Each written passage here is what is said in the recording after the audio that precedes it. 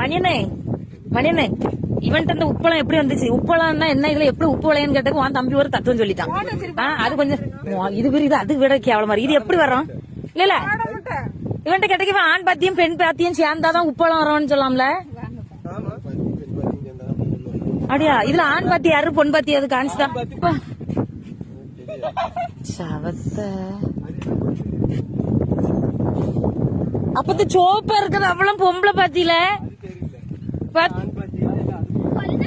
தம்பி பொம்பளை பிள்ளைகள் தானே அழகா இருக்கும். அதான் பொன் சோப்பா இருக்குது அவ்வளவு பொம்பளை பிள்ளைகள், அதான் பொன் பாத்தி.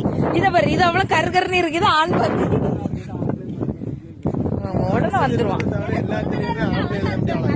எப்படி எப்படி பிள்ளை மனுஷனை தவிர வேற எல்லாத்துலயும் ஆம்பளை தான் அழகு. உடனே நடிச்சிருவான். சாவல் அழகு, கிளியில ஆம்பளை அழகு, கோழியில ஆம்பளை அழகு, ஆட்டுல கிடா அழகு, மாட்டுல கால அழகு, மயில அழகு, எல்லாத்துலயும் ஆம்பளை தான் அழகு. சத்தியமா இதை யாத்துக்கவே மாட்டோம்ல போல. பொம்பளையிலே கல்யாணம் ஆகுது. இப்படி எல்லாம் பேசாதல, பொசுக்குன்னு இப்படி பேசிவிட்டாங்களே. இல்ல தம்பி, அது அள்ளி போட்டுதான் விளையாடுது.